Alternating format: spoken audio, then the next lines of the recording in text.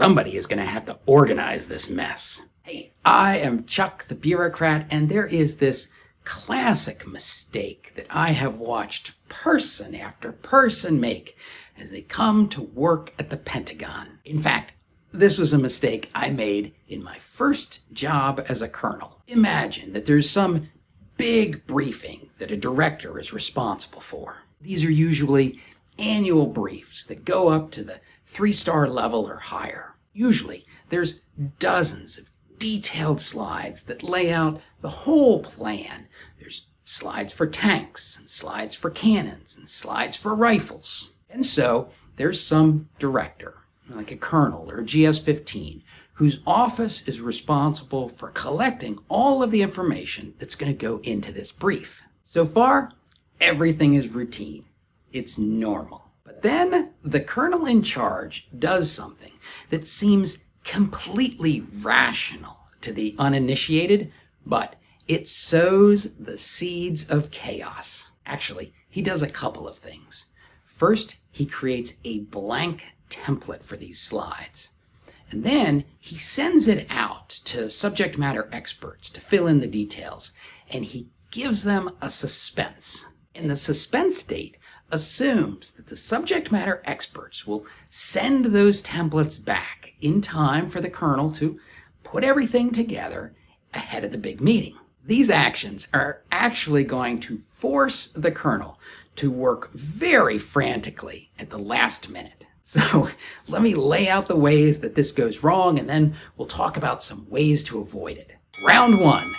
The subject matter experts who get these templates will push back, saying that they don't have the necessary information, and in fact, this is somebody else's job. Round 2. When you finally do track down the right subject matter experts, they're going to argue that the template doesn't allow them to accurately represent their program. Round 3. The subject matter experts request extensions on the suspense date. There's about 722 different reasons that people will give for needing an extension on this task.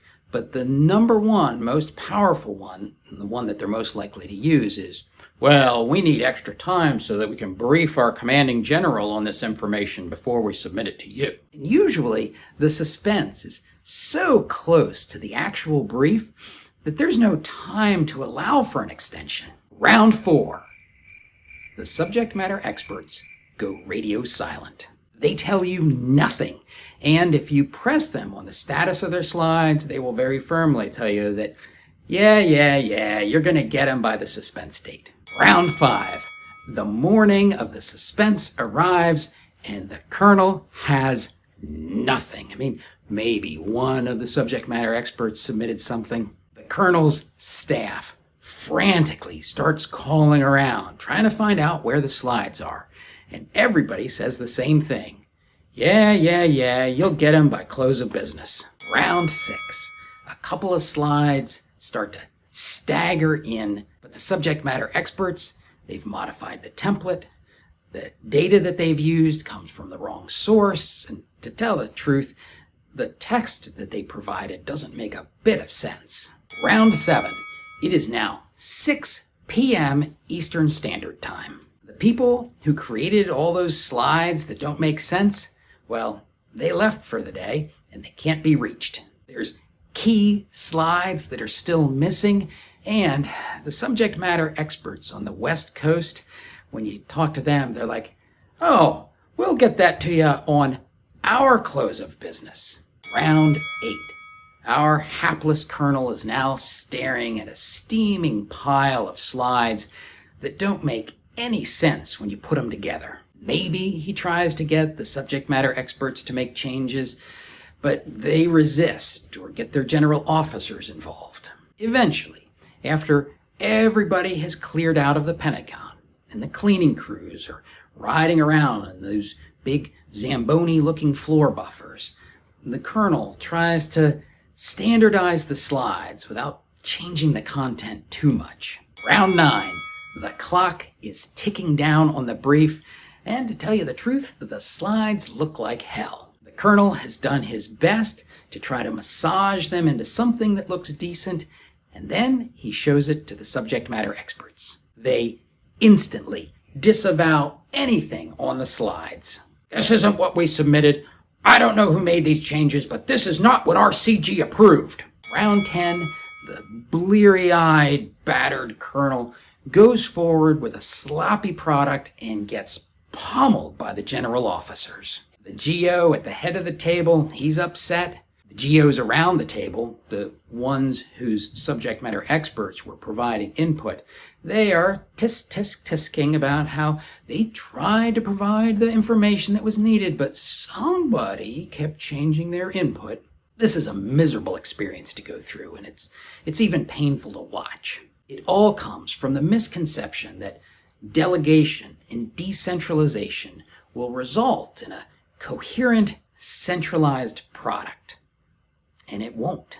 So the trick is to structure the entire endeavor around the fact that at some point, somebody, usually that colonel, is going to have to bring everything together. And you start with that in mind. First, you put the whole brief together as a straw man using the "we know all" technique, which I covered in my video about human intelligence collection. You use a centralized data system to populate all the tables and charts. That means that the information at least all comes from the same place. And then you populate the text with recent justifications. And then you send that out and you tell the subject matter experts two things. Number one, if you don't provide anything, this is what we're briefing. That way you are never empty-handed. And sure, they're going to come back and say that you're wrong, but fine. Just tell me what right is. And number two, tell them, don't bother with formatting.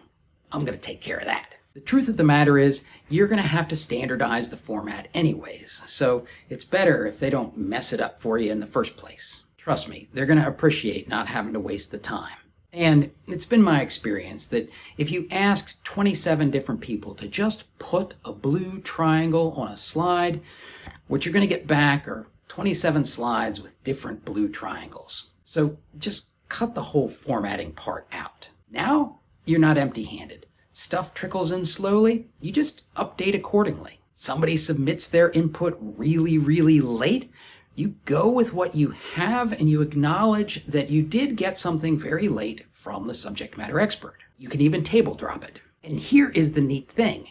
You can pre-brief your boss. I mean, you've got the whole brief, so why not? He can give you some feedback, you can tweak the slides, and if you point out a problem area, he can send a friendly note to one of his peers and get help with that. So look, I know that there are some post-brigade command colonels who are going to say, well, why should I be doing all this? Well, because that's what being responsible for multi-billion-dollar decisions requires. And if you want to see another way that new Pentagon leaders get tripped up, watch this video on the relationship of the hunter and the hunted and how it shifts over time.